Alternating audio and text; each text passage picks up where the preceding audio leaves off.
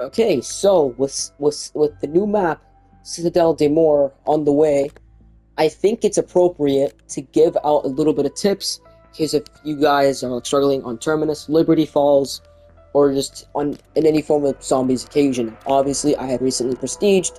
You can tell by my little thing on the top. Yeah, so yeah, I'm prestige 3 level 19, and you can tell that I'm like very new. I'm not new, but I've definitely been grinding a little bit. I'm sorry for like the lack of campaign gameplay, but yeah, let's get right into it. So the first thing that you should do is evaluate what you want to do first. Are you focused more on Easter eggs? And if so, try to see if you can find a group of friends. Only for Terminus. Liberty Falls, you can do it alone. It's possibly the easiest Easter egg I've ever done, and this is my personal experiences. I beat Terminus myself, however, it can definitely be hard for some people, especially the newer players, because Treyarch, I'm pretty sure they knew that we said that, oh, Cold War was way too easy, and it's like a joke comparing it to all the other Call of Duties. So they scaled it from, when it comes to difficulty, from easy to unbelievably hard. When it comes to Terminus, Liberty Falls is a standard map. It's like I consider it more of a survival map than it is a actual map in and of its own, because it has no tie to the main story. Now, honestly, a map does not have to have a tie to the story. All the Victus crew maps did not have a single tie towards the Easter egg, but it's fun. It is what it is. And what I think you should do upon starting is think about, and if you have like prior information or you played a lot more multiplayer and you prestige a little bit, focus on a certain gun. Now, in my opinion, now we're getting into the weapon portion, what you should and shouldn't run.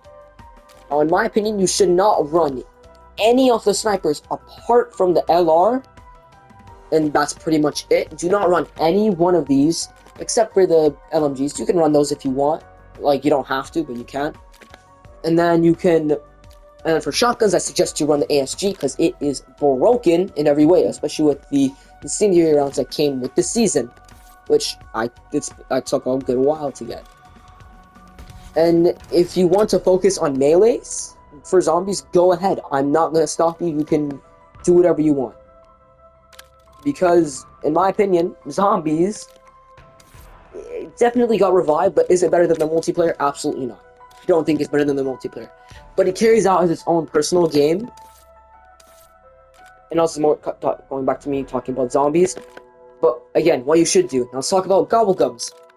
They return from Black Ops 3. If you don't know what gobblegums are, basically if you follow from Black Ops 4, they're like extra little like power boosts. They're not like the field upgrades that we got in Cold War and Vanguard, but they're like their own little thing.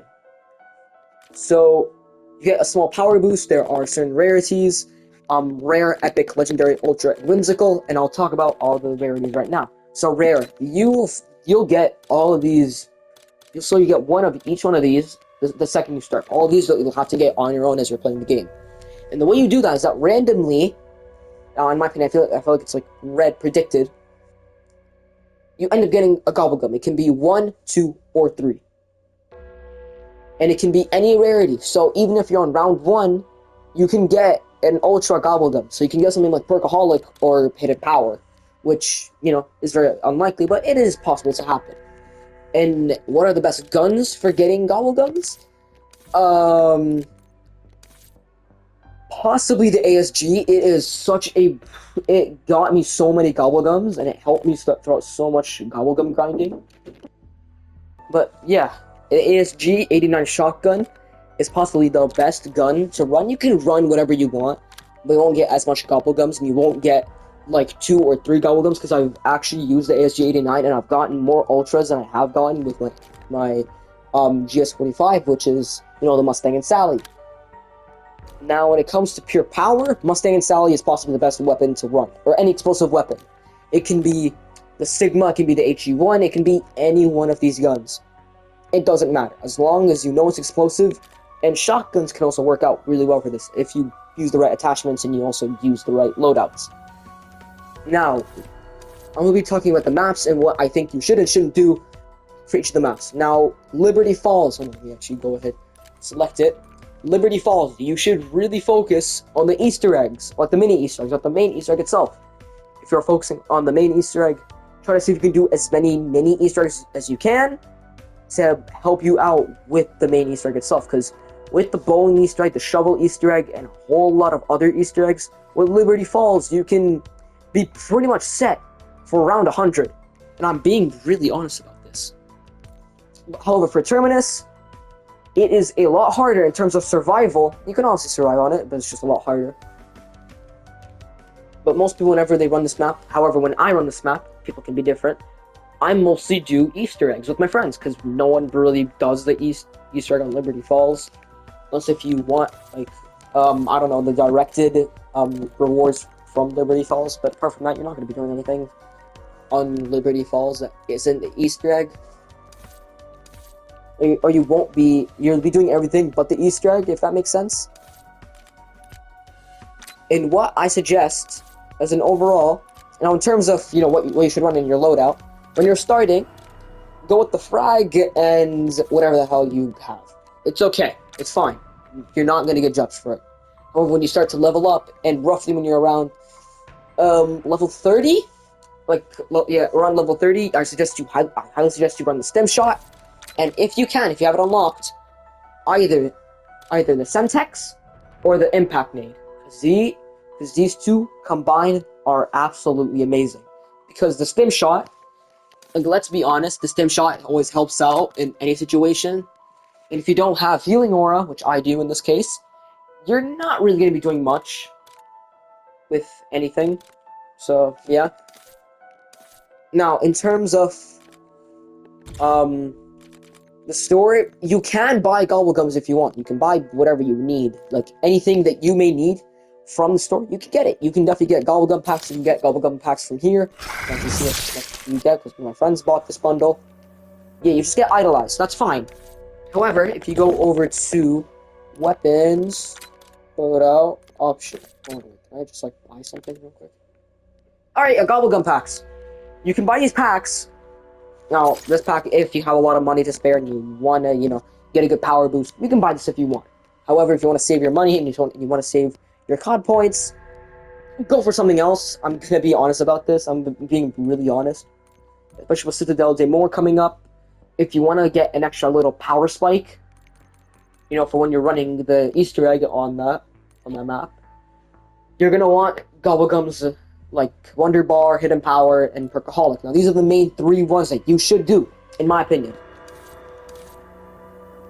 Now, in terms of Gobblegums, now we're talking about Gobblegums now. What should you run as a beginner? As a beginner, I honestly suggest you stick more towards, just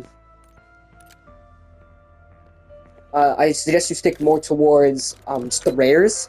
Because, trust me, you're not going to be using the epic, legendaries, or ultras, and the whimsicals are pretty much useless, because they don't really do anything apart from, you know, make the game more funny. But apart from that, you should not really be running anything else apart from rares. Honestly, if you want to run legendaries or even ultras, you can, go ahead. I'm not saying that you shouldn't, but I just suggest you save them for the new map. Of course, you can do them whenever, you can use them whenever. I don't really care. Because I'm the kind of guy that's just like, oh, well, did that. That's your call. And you can do whatever you want. I'm not going to be mad at all. I won't, because it's your game, not mine. If anything, I'd be mad at my game if I end up wasting, for example, a Wonder Bar, because I just wasted a Wonder Weapon for no reason. And I just didn't get anything from it, so. But yeah, in terms of, now let's talk about the Easter eggs. I'll give you some tips on how to beat them a lot easier. Now with Liberty Falls, I already did it, just like, you know, focus on the mini Easter egg, but what about Terminus? Terminus, focus on the Sam Trials. Whenever you get the chance, if a Sam Trials ever nearby or on the main island, there's one on the main island, then go for it. However, if it's on, for example, Crab Island or even the other really small islands nearby, then just don't go for it. Just don't go. You can go for Sea Island, you can go for Crab Island, you can go for any other island if you're like heading towards it. For example, if you're building the Beam Smasher and there is a Sam Trial there, then go for it. I'm not going to say anything about it. Go for it. However, you should not ever use the boat apart from the Easter egg. Because, let's be honest, you are gonna get killed by the tentacle, or in my case, the Johnson, is what let's call it. But you should never, ever use the boat. Don't ever use it. And now, what about the bomb defusal step? Now, apart from the boss fight, the bomb defusal step is what I always get. Like, I always make very small mistakes on. But of course, I end up doing it and I end up completing it. It's fine. But I honestly get smokes. Smoke grenades are possibly better than decoys. And they're honestly really helpful. Basically, you throw one smoke. You're in that smoke cloud. You are hidden from the zombies. You can just imagine as to how overpowered that is. For example, the jet gun building, the bomb defusal. Basically, smokes are ways you can get a lot of things done. Obviously, you can, of course, do decoys if you're more into decoys. However, smokes are just far better. And in my opinion, they're just the more superior option. Because smokes last, I think, almost double the amount of a decoy. I think. I need to research that a little bit. I'll need to look at that. But, yeah, you really need to focus on smokes, semtexes, and overall just try to keep alive. And now, what about field upgrades? I'm gonna talk about all of them and give an overall just say what if it's good, if it's not good, or you should just try it a little bit. Now, energy mine. This is the very first field upgrade you unlock. You unlock this at level 1. It's very standard. You can run it if you want. Frenzied guard. If you're a team player and you like to play the medic and you like to play the team player of the group, use this. It's perfect for that. Dark flare. I used to use this thing. I'm also gonna be really honest. I used to use Dark Flare a lot, but you're better off just using Shadow Rift or something else. So just don't use it. Healing Orb. The saving grace of every single Terminus Easter egg run. You need to have this in your inventory, otherwise you're just not gonna do anything.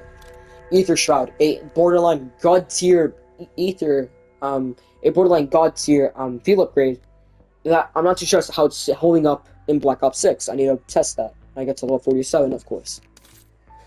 But yeah, that's all that I really have to tell you. You can obviously try all these things out. You can experiment with what you feel is most comfortable. These are just my thoughts.